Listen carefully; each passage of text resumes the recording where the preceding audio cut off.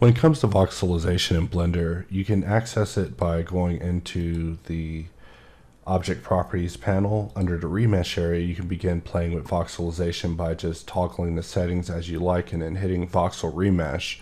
However, when it comes to hardops, those settings are also located in the cube menu under settings, where you can go and just set this to, say, I'll divide that by half, and then you can just choose to voxelize this object. Since it's a cube, you can't really see a lot, but now this object has been voxelized. And one of my favorite things after voxelization is to go in and smooth.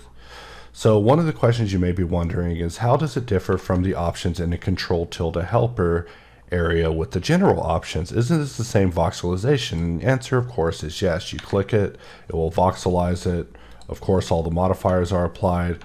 We just wanted to make sure that users had a way that they could just quickly get in and play with voxelization and see what it has to offer. Maybe it's something that can enhance their workflow.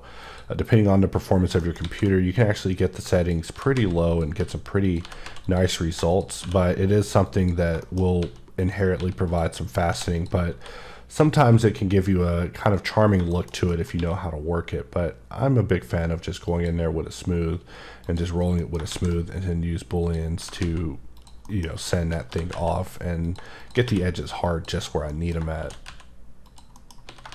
Just like you see me doing here, where I'm just Shift-A inserting cubes and just setting up booleans through the cube menu that we've been talking about for about 4 hours now.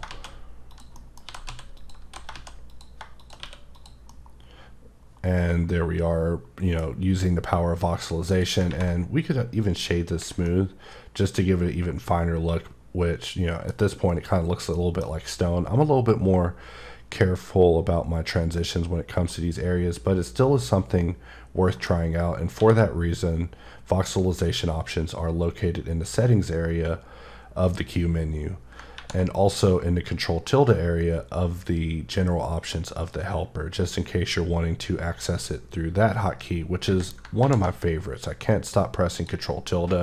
It's just one of my favorite ways to just quickly just get into voxelization, and then pressing Q to just jump back into the modifiers and just start adding a scroll to it, getting it right where I want, to just keep working the shape until I get where I want.